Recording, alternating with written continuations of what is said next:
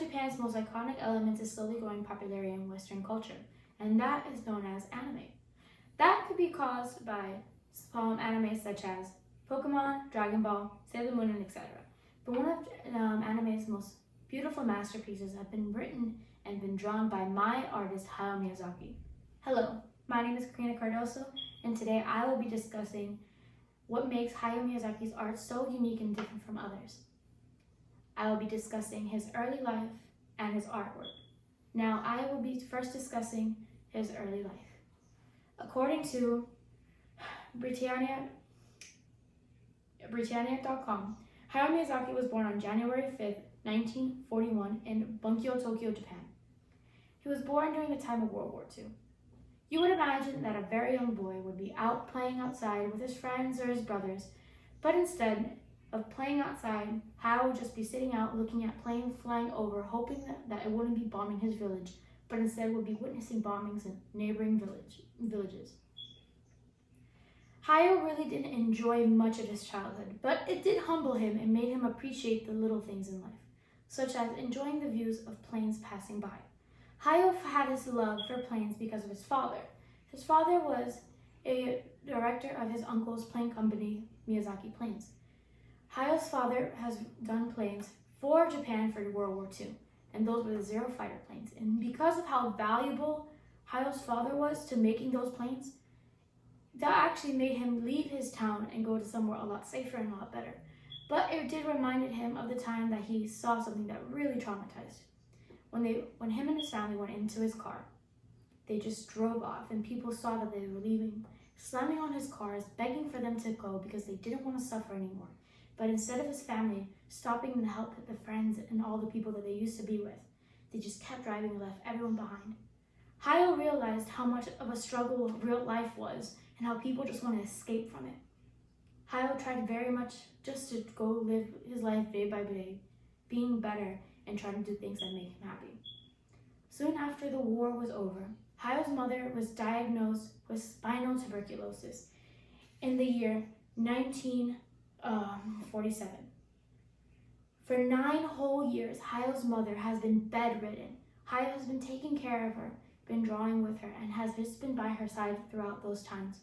But sadly, in 1956, she passed away. Though that woman was someone very important to him, that didn't stop him from enjoying the simpler things, like watching films or drawing art. During the time after the war, manga was starting picking up and becoming popular. Hayao picked up on that and started drawing as much as he can, but because he was such a perfectionist, he never really kept his earlier art. They would just be scrapped and thrown away, and he'll go on and just draw some more things. But his love for art had to come secondary when he became an adult. Hayao had to go to college, and because he was caring more about the economics of Japan, he went to college and majored in political science and economics. But after doing that, his degree, he soon realizes that it wasn't going to make him very happy, but he did what he could and just stuck with it. Later on, after he graduated, the first animated colored film was released, and this was called Tale of the White Serpent. According to Vice.com, this was the film that really propelled him to giving up his degree and just going through and risking it all with his art. Soon after, he joined an animation studio called Toei Animation.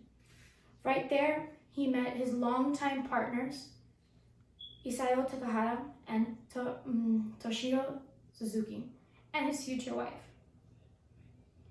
Hayao would be working in many films on the sidelines, but it didn't become so serious until he started making his own first film, which is Nautica of the Valley of the Wind. It became so commercially successful that really took Hayao and his business partners to starting up their own studio. And from there, everything became successful. They had movies such as Castle in the Sky, My Neighbor Totoro, and Grave of the Fireflies. But it wasn't as good as Kiki's Delivery Service because that one became commercially successful under their studio name, which was Studio Ghibli. Hayao Miyazaki had a lot of issues with CGI, for he felt like all he needed was his traditional art because it had more of a fantasy-like human-like art to it.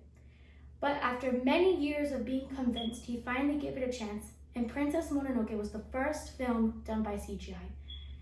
And believe it or not, he really put a lot of faith into it, and it did not take away the fantasy-esque feelings from his movies. From then on, he just kept going, doing what he wanted. Part CGI, part 2D traditional animations. In conclusion, Hayao Miyazaki went through many hardships and successes, like growing up during World War II, losing his mother at a young age, and taking a chance on his love for art and manga and making it into a career. His films were a means of escape from the hardships of life. That is why his art is unique. He has witnessed suffering, loss, and he has turned something beautiful and surreal that has